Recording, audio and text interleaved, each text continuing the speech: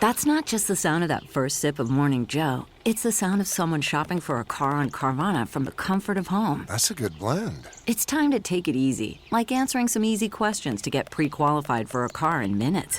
Talk about starting the morning right. Just like customizing your terms so your car fits your budget. Visit Carvana.com or download the app to experience car shopping the way it should be. Convenient, comfortable. Ah. Man, that sunset is gorgeous. Grill, patio, sunset. Hard to get better than that. Unless you're browsing Carvana's inventory while you soak it all in. Oh, burger time. So sit back, get comfortable. Carvana's got thousands of cars under $20,000 just waiting for you. I could stay here forever. Carvana, where car buying meets comfort, meets convenience. Download the app or visit Carvana.com today.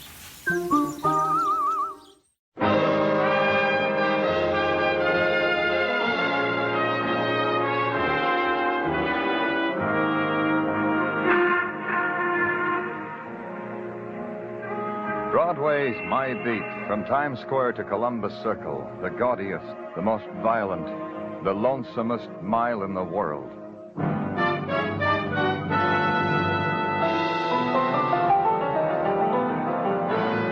Broadway's My Beat, with Larry Thor as Detective Danny Clover.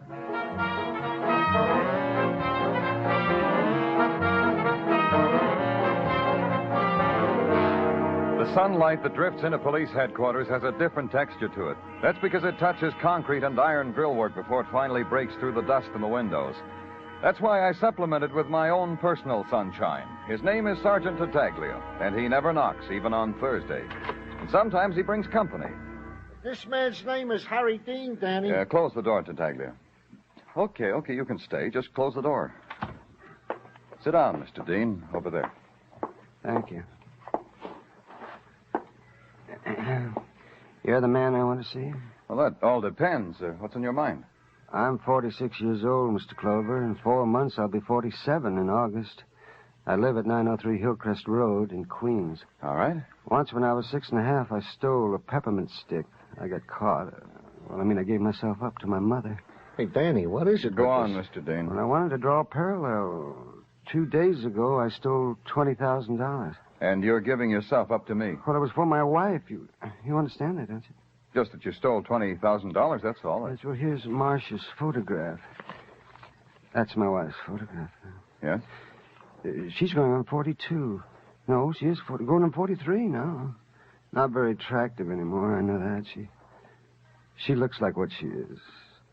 After 20 years of me, a bank teller. You stole the money from the bank? Well, I stole $20,000 from the Charles Street National Bank where I work because I was told I could have Marcia back for that amount of money. Are you trying to tell me that Marcia was kidnapped? Yeah, but don't you see? All right, go on. Well, I came home yesterday and Marcia wasn't there. About 9 o'clock, I got a phone call. A man said Marcia wouldn't be hurt if I brought the money. Then he put Marcia on the phone. And she was being brave, I know, but I could tell she was frightened, terrified. She pleaded with me. Whenever you can talk, Mr. Dean. I can talk? A man has a right to feel about his wife. That man said to bring the money, go to that summer resort, Far Rockaway, register at the Idlewild Arms, put the money in the bottom bureau drawer and leave. But I did it, and they lied to me. Marcia hasn't come home. They've done something to her. I know. Tartaglia. Yeah, Danny. Nothing to the newspapers about this. I'll get this picture, Mrs. Dean, on the wires, and then go up to Far Rockaway. Okay, Danny. What happens to me, Mr. Clover? What you expected. You go to jail. There was no protest in him as Tartaglia led him away, only a tired, empty dejection that had stamped its shape on his body, stained his eyes with the color of despair. And when the room was empty of him, a question remained. Why had it been done to an ordinary man, an ordinary bank clerk? The answer was ordinary. The man was in a place where money flowed and teased.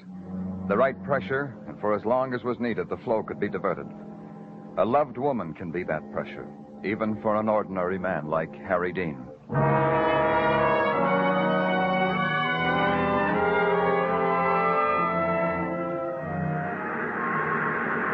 At Far Rockaway, the beach is littered with the debris of those who have escaped for a day, for a weekend. The surf washes against the feet of a child, and the child screams. The mocking sun touches a woman's shoulders, and the woman giggles. The man lying buried in the sand next to her twinkles his toes. And strung behind them like a Munch-rented backdrop is a string of leering resort hotels with screened porches and empty rockers. The Idlewild Arms was one of these.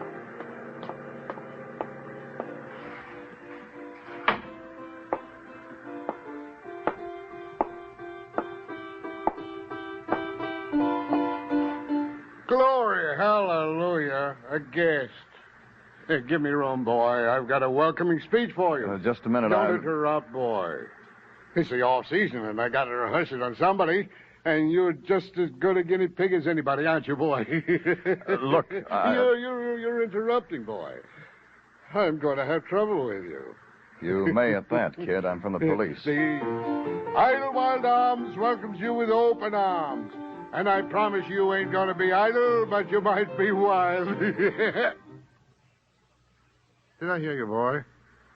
You're from the police? It finally penetrated, huh, Don? Look, boy, I got nothing to do with this crumb joint. They hire me to spread sunshine and desk clerk for a lousy sawbuck a week with meals. Meals. Harry Dean, what did you do for him? Wipe their noses a brat. What? Harry Dean? I did nothing for him except show him to his room. He didn't react to my jollity, so I fluffed him. Which room? 6A. I guess it nauseated him because an hour later he checked out. That I had to do, too. Check out the crumb bum out. Where is it? The room. I told you. Outside. Oh, you mean 6A. Right down the hall, boy. It says Harry Dean you want, not me, huh? Not you. For a minute there, you had me on my knees. Don't let me keep you, boy. I gotta rehearse my act. Glory, hallelujah. 5A. 6A. Oh, what are you doing in my room? Get out. Oh, I'm sorry. I thought this room was unoccupied. If I'd... Are you part of the recreation program? Get out before I call for help. I'm from the police. I want to search this room. Oh? Just can't stop you then. No. That bureau, do you have your things in it? Not yet. Only just got in a little while ago. Haven't had time to unpack. What's in there, a mouse, a time bomb? Maybe money. Maybe $20,000 worth of money. 20,000? I wish I'd known. I could have got to it first. Nothing. You say you've been here only a little while. Just long enough to open a window and get a whiff of ocean air, maybe an hour or two. Did I do wrong? Who are you? What's your name? Edith Keller. I'm a stenographer. Got 2 weeks vacation, so I came here for peace and quiet. So far, it's not quiet. Take a look at this picture, Miss Keller. Have you ever seen this woman? Yeah, I saw her. She did just what you did. I barely got my body into the room. There was a knock on the door. This woman here, says she left something in the bureau, bottom drawer. She took it out. I wish I'd known. 20,000. Was there anyone with her? Yeah, a man. He stayed in the hall. I didn't get a look at him, just heard his voice. Gee. Gosh. I know, Miss Keller. $20,000. She smiled at me. It was the kind of a smile that had regret in it. So I returned in kind. Then she looked toward the door, so I left.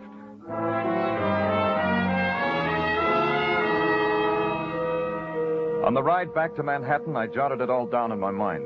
It was simple. Marcia Dean was never kidnapped. Marcia Dean had made a thief out of her husband. Marcia Dean, 42, going on 43, had run away with another man. The money her husband had stolen would finance the production. It meant starting all over again, back to routine. Find out about Marcia Dean. Climb concrete steps. Ring doorbells and call Marcia Dean's neighbors. I know you. You're a policeman. I am? If you're not, you just stole a police car. Come on in. Thanks. This won't take long, Mrs.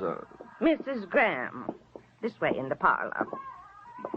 That's the mister sitting there in the rocker behind the newspaper. Graham? Graham, this is a policeman come to call. What's your name, mister? Clover. Danny Clover. Graham, his name is Danny Clover. Once Graham saw a picture in a magazine. Picture of a man in a rocking chair who was retiring on $200 a month. Graham sent in the coupon. Now it's 15 years later. Graham sits in a rocking chair just like the picture. Don't you, Graham? Miss Graham, I wonder if you can give me some information about a neighbor of yours. Comings and goings of a neighbor? I can give you comings and goings of 3 houses on either side of me on this side of the block. Across the street, further down than that. I see. I stand at that window and a snoop. Oh, don't look down your nose at that, mister. Some people stand at the bar and drink. Their pleasure. I snoop. Mine. When was the last time you saw your next-door neighbor, Mrs. Dean? Yesterday. Wednesday. What time was that? When she got into the cab. What time? About 3. I'd say it was about that. What kind of a cab was it, Miss Graham? Yellow cab, I think. Wasn't it, Graham? I said, wasn't it a yellow cab? Oh, I think so. See, mister, I told you it was a yellow cab.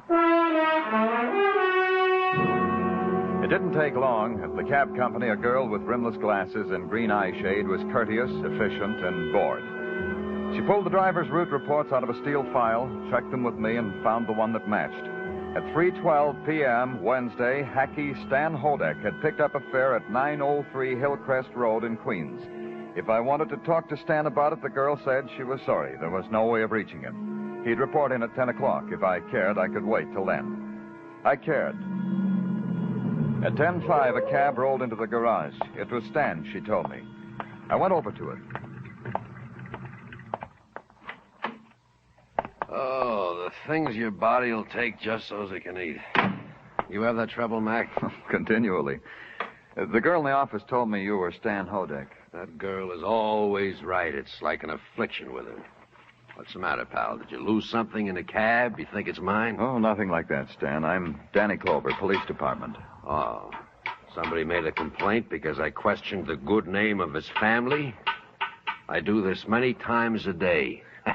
On Wednesday, you picked up a fare, Stan, in Queens. I want you to tell me about it. Wednesday? Yesterday's a long time ago. In Queens, that's a long place. 903 Hillcrest Road at 3:12 in the afternoon. Try to remember, Stan. Okay, I'll try. Queens, Hillcrest Road, Wednesday. Give me a hint, Mr. Clover. A man or a woman? A woman. Well, that makes it easier because it's easier to remember a woman. Yeah, now I remember. What about her? I've got a photograph here. Was it this woman? Let's see. Yeah.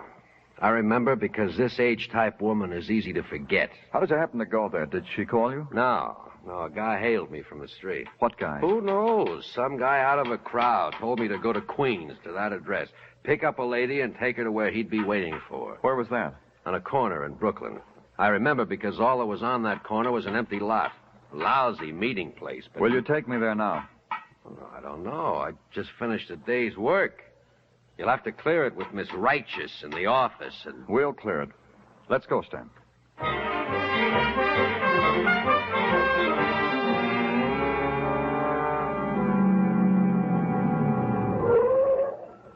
Right here, Mr. Clover. Here's where I left her off. Let's get out. Yeah. You're sure it was right here, huh? Sure, I'm sure. I ought to know. This billboard here was... You didn't see anyone pick her up? Will you tie my shoelace, mister? Hello, little girl. I fell down back there because my shoelace is untied. Here, put your foot up on my knee, honey. Thanks. Aren't you out pretty late? No. Do you stay out this late every night? Oh, no. Tonight I'm big. Tonight I'm a big girl. There you are. Thanks. I've even got a big girl's pocketbook. Your mother should know you've got her suede pocketbook. Oh, it's not my mother's. I found it. But give me back my pocketbook. In 1 minute. Where did you find it? Come on, I'll show you. You recognize this purse, Stan? I don't know. I didn't take notice. Right over here on the field. Over there, near those tin cans. Stay here, Stan, with the girl. Yeah.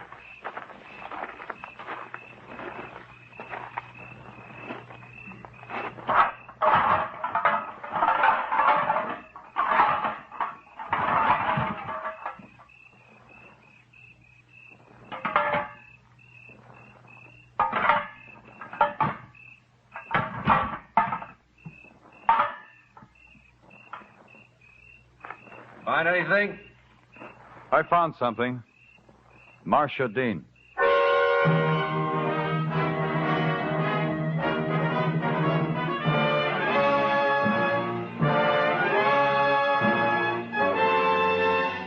You are listening to Broadway's My Beat, written by Morton Fine and David Friedkin, and starring Larry Thor as Detective Danny Clover.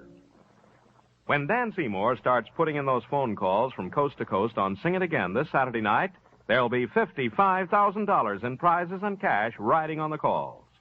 Here's Sing It Again this Saturday and every Saturday on most of these same CBS stations.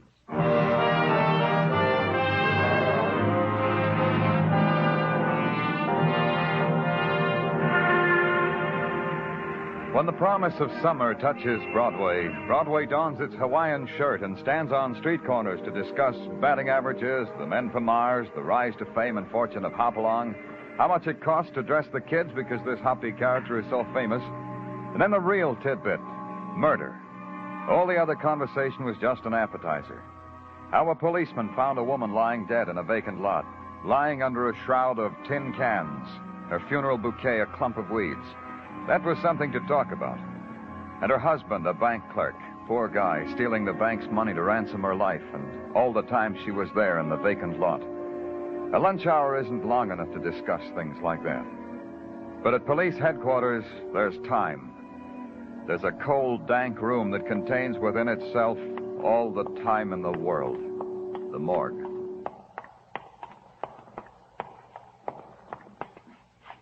Here he is, Danny. Oh, why did you have me brought here, Mr. Clover? I know she's dead. I know. Do I have to? I know what you must feel, Mr. Dean. This is something that it has to be done. You understand that, Mr. Dean? You'll be all right? Yes, Mr. Clover. Patrolman Kenny? Yeah. Was this your wife, Mr. Dean? Marcia. Sorry for all the bad times, all the hard years. Forgive me, Marcia. Mr. Dean. Mr. Dean. What do you want? When we brought the cab driver, Stan Hodek, to your cell this morning, he said he'd never seen you before. Yes? Had you ever seen him loitering around the house or the bank? Oh, no. Please, miss, please. And ask me questions another time. Hodek's voice, did you recognize it? Could it have been the one who made the kidnap phone calls? Oh, no, I don't know. How could I remember a voice? Can other people do that? Remember the sound of... Maybe it was his. I don't know. Patrolman Kenny. Yeah.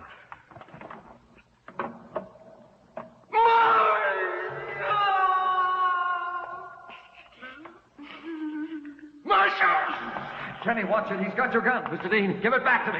Give it. I've waited for it. It's mine. Look, Mr. Dean, we'll find Marcia's killer. You can't take it on yourself. You'll have to kill us to get out of here, and then kill again. You're wrong. No, it's not you I'll kill. No, this man here, I'm going to kill myself. Myself. To end the grief and the pain in my head. And there's no more pain. Kenny! Yeah. Give me my gun. Give it to me. Good. It's okay now, Danny. He's out. Let him come out of it himself and take him to Dr. Sinsky. Then lock him up. And thanks, Kenny. You were quick.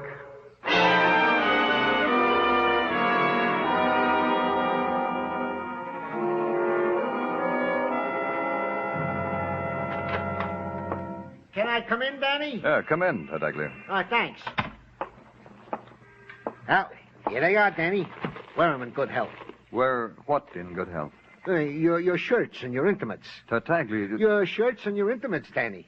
A little plot Mrs. Tartaglia and I whipped up for you for Mother's Day. I heisted your laundry out of your locker and took it home. And Mrs. Tartaglia got together with her Bendix washer Here is your laundry, Danny, as clean can be. Thank Mrs. Tartaglia for me. I will, Danny. It gives her pleasure. And when you leave, tear down that note I got up from the police board. Officer who bore laundry, return it to Danny Clover. No questions asked. Wilco. Roger. And now that we've solved the problems of the domestic life of the police department, may we get down to work, Gino? Oh, indeed we may. Then do it. Yeah, okay, Danny. Now, in the matter of the cab driver, Stan Hodek, to wit, we have had him sweating all morning over photographs from our rogues gallery in an effort to identify the man who hailed his cab with directions to pick up the now deceased Mrs. Marcia Dean. Anything? Nothing. Also, in the matter of Stan Hodek, we have checked his call sheet. Right after dropping Mrs. Dean, he picked up another fare a block away from the scene of the crime. Took said fare to the Roxy, thereby confirming Stan's story as far as time is concerned. All right. What else? In the matter of Harry Dean, to wit, about 15 minutes ago he was released on bail, said bail being set at $10,000. Who put it up to Douglas? Oh, his sympathetic employers, the Charles Street National Bank. Yeah, I figured they would. Man works at one place for 20-odd years, works there faithfully, then suddenly he needs a lot of money to buy back his wife's life. His wife gets murdered.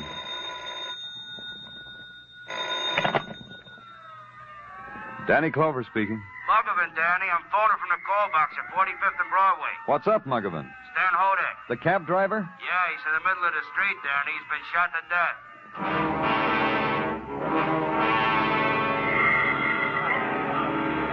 Danny? Danny, over here. Here I am. That is up to traffic, don't it, Danny? A sideshow like this? Not every day a spectacle like this. Give those words to the newspapers, Muggavan. They'll love you for it. Danny. Oh, sorry. Okay, I said I'm sorry. Now, brief me. Well, like this, Danny. From eyewitness accounts. Each one with personal variations because the eyewitnesses have personal problems. But essentially, they come out the same. All right, Muggavan. After a little prodding, they all agree on this. Hodek's cab came to a stop for a red light. Man got out, got lost in the crowd. The light changed. The cab didn't move. Unusual for a cab. Well, maybe not unusual. Depends how you feel about cabs. Off the dime, Muggavan. The cab still didn't move. All the traffic behind it was tied up and screaming. Finally, some brave guy got out to argue with Hodek. No argument. Hodek was dead. You saw him, Dan. Yeah. Bullet hole in the back of his head. A new way to pay a cab fare, huh, Danny? The man who got out, could any of these eyewitnesses identify him? I asked them that, Danny. They laughed in my face. Who bothers to scrutinize a guy gets out of a cab?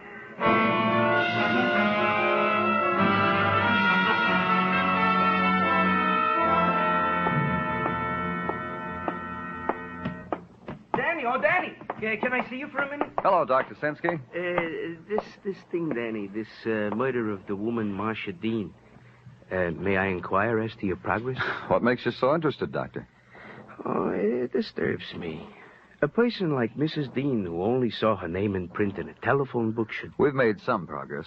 Oh, I'm glad. I'm not a vindictive man, Danny, but whoever did this thing... I know what you mean. Danny, I got here the autopsy report on Marcia Dean. Tell it to me. That she was shot with a .32 caliber pistol, you already know. Mm-hmm. She died instantly. The bullet entering the sternum at close range pierced the heart. When found, she had been dead approximately 30 hours. Huh? 1 hour more or less, Danny, but 30 hours is a fair approximation. And it makes a liar out of a person I talked to in Rockaway. Forgive me, Danny, I don't understand. A stenographer on vacation, Doctor. A girl who said her name was Edith Keller. I saw her yesterday afternoon when Mrs. Dean had already been dead for a day. Edith Keller said she'd just seen Mrs. Dean. So? So what, Danny? So Marcia Dean never left Brooklyn. She was never in Rockaway. The beach fires smoldered along the stretch of East Far Rockaway. And clinging to their fringe of light and warmth, the shadows huddled and protested with small squeals of delight. There was background music, too. The portable radios, and the rhythmic thumping of an out-of-tune piano, courtesy the Idlewild Arms.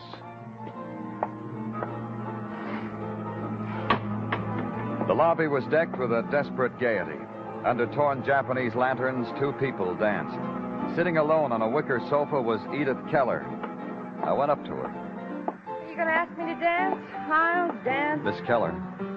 Oh, I remember you. You're the detective. It's not against the law to ask a girl to dance, is it? I want to talk to you, Miss Keller. All right, we'll talk then. It's just as good. Watching the dancers and the fun, I was getting lonesome. Please sit down. Not here. Somewhere quiet. But... Your room. We'll talk there.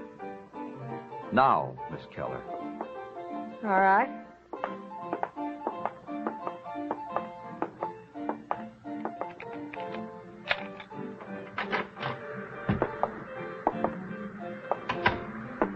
See, I did what you said, but we haven't anything to talk about. Not like this. A bank teller, Edith. Let's discuss him. Bank teller. I don't know anything No, you didn't know him, Edith. You just knew that tellers handle money. You knew there was a way to get that money. I think you must be crazy or something. You and someone else kidnap his wife. Make him bring the ransom here to this hotel. Put it in the bottom drawer of the bureau. You got that money, didn't you, Edith? You're wrong. I told you that woman got it. The woman whose picture you showed me. I told you that. You lied. Marcia Dean was never here because she was dead in a vacant lot in Brooklyn. You and whoever you worked with got her to go to that lot, then murdered her. Who are you working with, Edith? Please, I don't know what you're talking about. I don't know. Who is it, Edith? It could be easier, maybe, if you told me. Who was it that...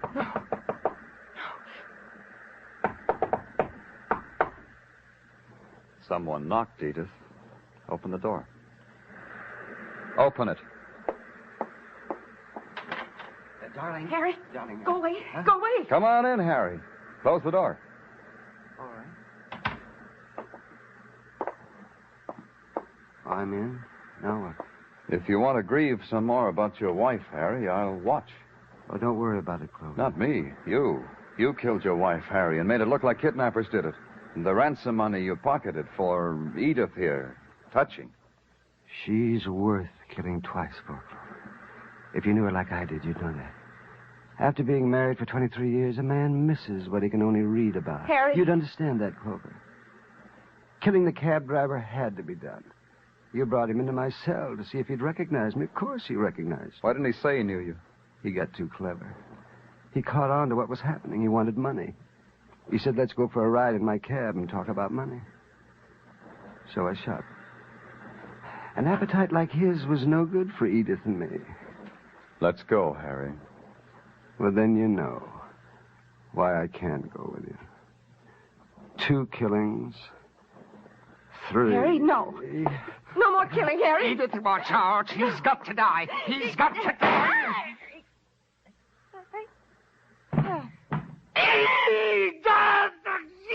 I didn't mean to shoot. Edith, don't die. Don't die. Please. Now listen to me, Edith. Don't die. I didn't mean to. Just breathe. Breathe, Edith. No!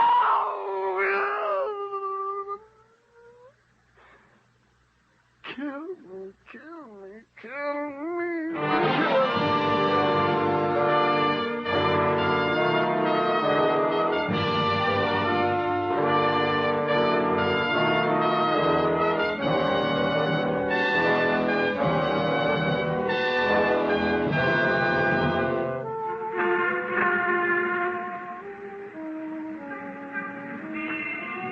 In May, the twilight sighs down on Broadway like a rosy promise. You walk toward it, then someone smiles and takes your hand, whispers to close your eyes. And your head gets banged against a wall. The lights are bright, the noise is loud, and your scream mixes well with the shriek of the night. It's Broadway, the gaudiest, the most violent, the lonesomest mile in the world. Broadway, my beat.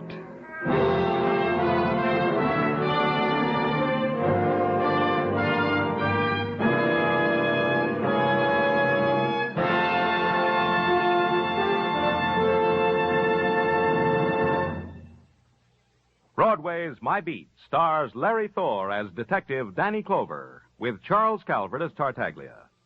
The program was produced and directed by Elliott Lewis. The musical score was composed and conducted by Alexander Courage. Included in the night's cast were Jack Crucian, Howard McNear, Joseph Granby, Virginia Gregg, Hal March, and Marlene Ames.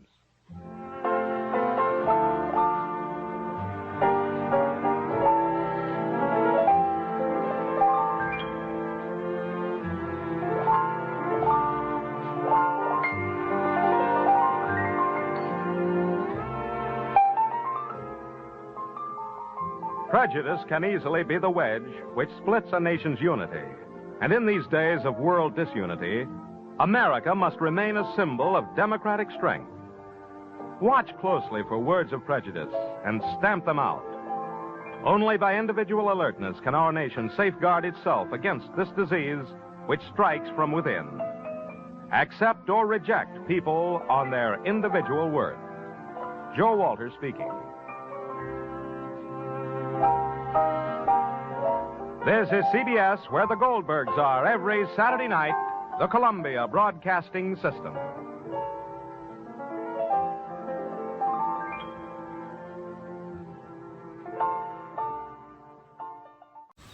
Man, that sunset is gorgeous. Grill, patio, sunset. Hard to get better than that. Unless you're browsing Carvana's inventory while you soak it all in. Oh, burger time. So sit back, get comfortable. Carvana's got thousands of cars under $20,000 just waiting for you. I could stay here forever. Carvana, where car buying meets comfort, meets convenience.